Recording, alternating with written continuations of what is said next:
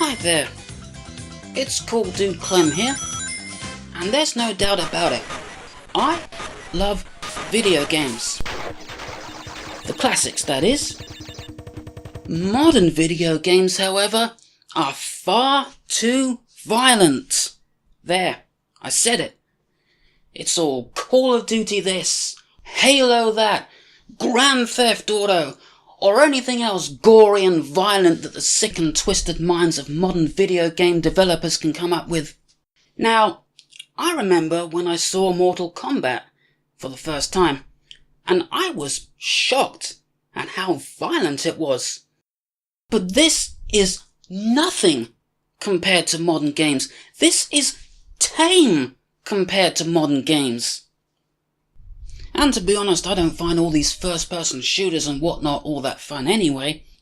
I remember sometime not too long ago, I was over at my cousin's place, and they had an Xbox 360 set up in the back room, and they were playing Call of Duty or Halo or something like that, I don't know, they all look the same anyway. However, they had a spare controller for a fourth player to join in, so I was like, okay, yeah, I've got some time to kill. That's when I found out that I really just don't like those kind of games. To make matters worse, my cousin and his friends were kids. I mean, the youngest of them was only about 8, and they were playing one of those games. Kids shouldn't even know about those games, let alone play them. So yeah, I don't enjoy those games. I'm much happier jumping on Coopers, spin dashing a few badniks, or swallowing the bad guys than I am pumping some random guy full of lead. And sure, not every game being made today is something I wouldn't want to touch with a 20-foot pole, but so many of them are, they might just as well be. There are a small handful of nice games out there in this stinking turd of a millennium we live in, but you quickly forget about that because every time a modern gamer mentions the word game, he is usually talking about one of those modern, violent games. Nobody seems to know that there are other types of games out there besides first-person shooters. Now, let's take a look at what old games had to offer compared with the typical kind of games that gamers play today.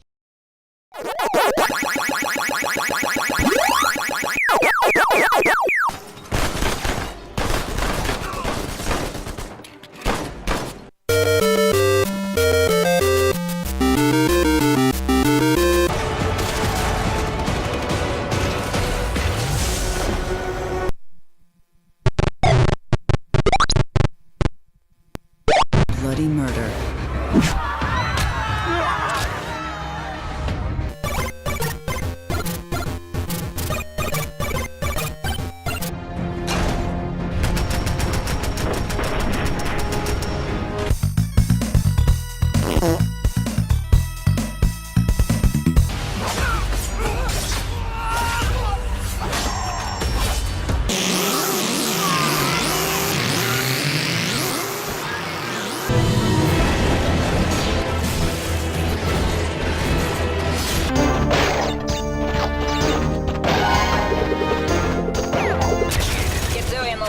Alright, I got her.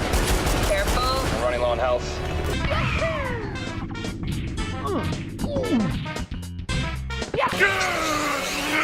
Behind you!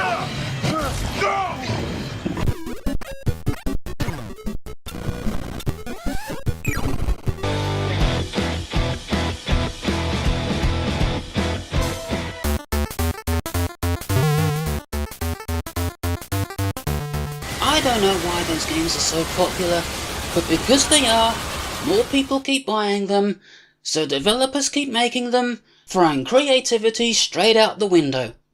I mean, every new Call of Duty or Halo or whatever might just as well be a level expansion pack for a game that already exists.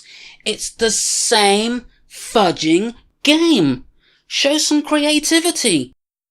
I mean, sure, there were a lot of platformers back in the good old days, but at least they were different to each other. I mean, a Mario game is nothing like a Sonic game, and a Kirby game is different to both of those.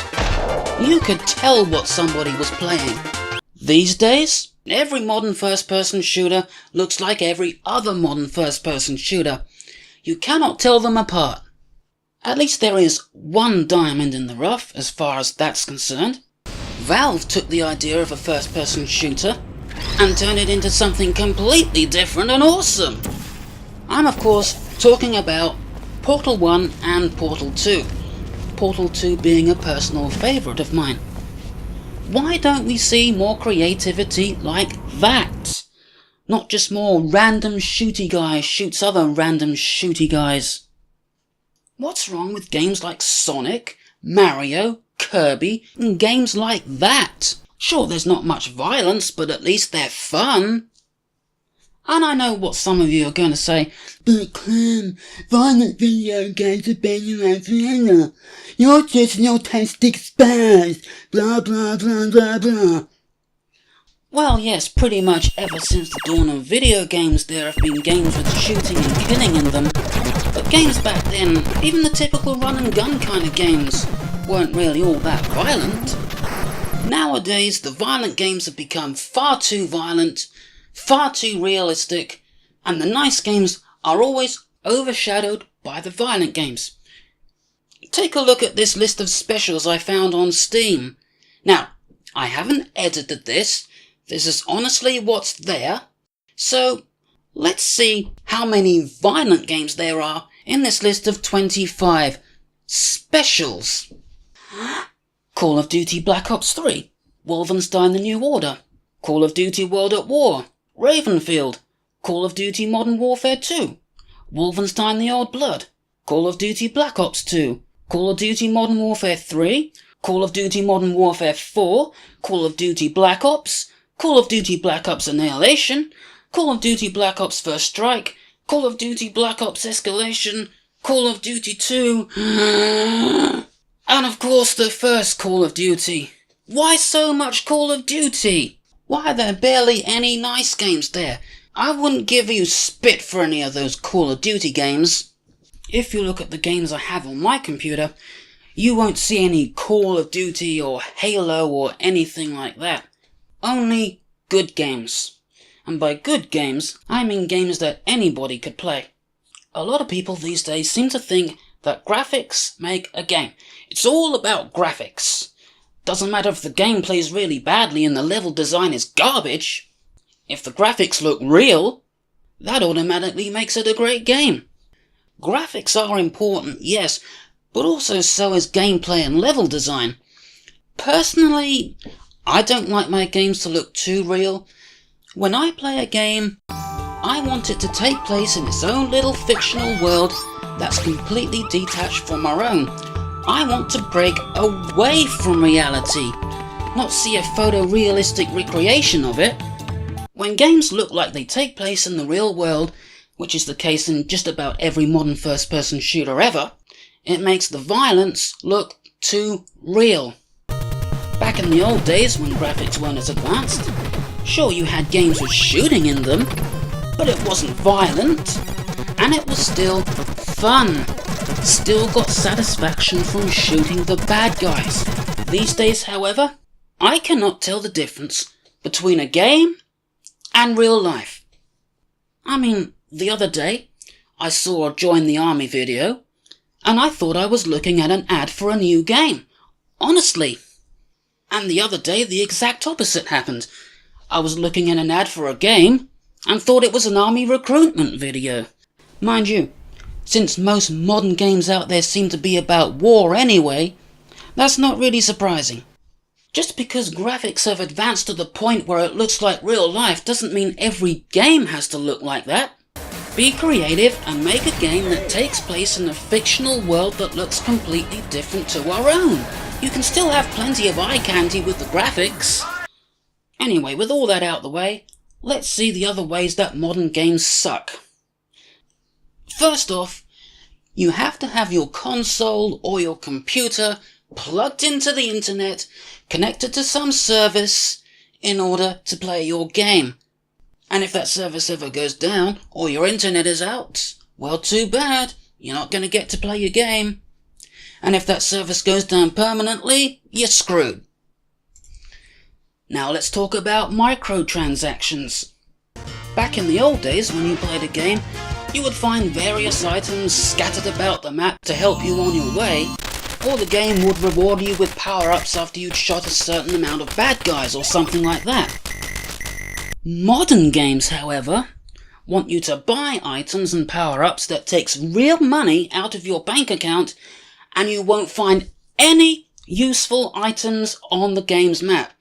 Sometimes you won't find any items at all, and it's all done with microtransactions.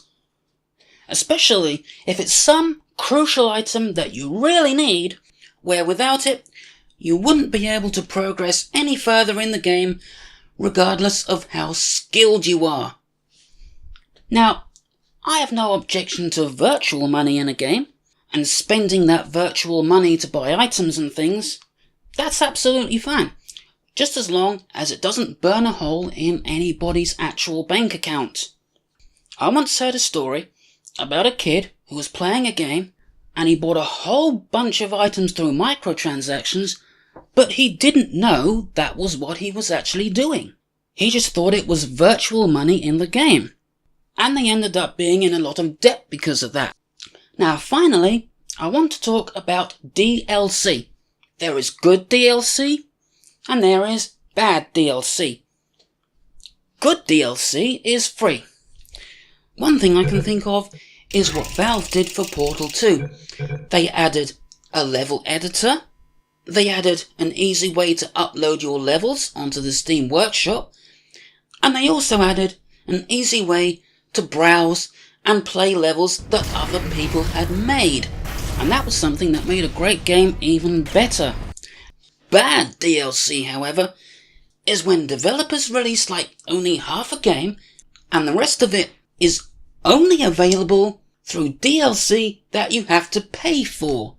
I mean, why? Worst still is on-disc DLC.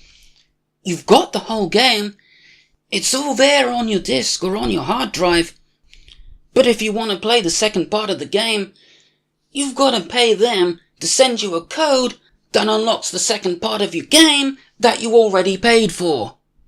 It's just greed. Straight up greed. When I buy a game, I expect the whole game. I don't expect half a game, and I don't expect to have to pay the developers later on in order to progress. Back in my days, you didn't need to connect your console to the internet in order to play games. All you needed to connect it to was your TV, power, and at least one game controller, and there you go. All set up, ready to go, no mess, no fuss. And when you bought a game, you got the whole game. It might have span across several discs, but you did get the whole game, and the game never wanted money from you. Personally, I think when video games got to the PlayStation 2 and GameCube era, that's where it should have stayed. Because that's when video games were still great, as opposed to now, when they all just suck. Apart from the odd one or two. Anyway, that's my rant on modern video games. So I'll see you next time, and until next time, goodbye. But you quickly forgot... I'm gonna burp. I need to burp. Alright. I don't know if I'm gonna edit that part out. I'll probably stick it in at the end. Throwing creativity straight out the window. And I just farted.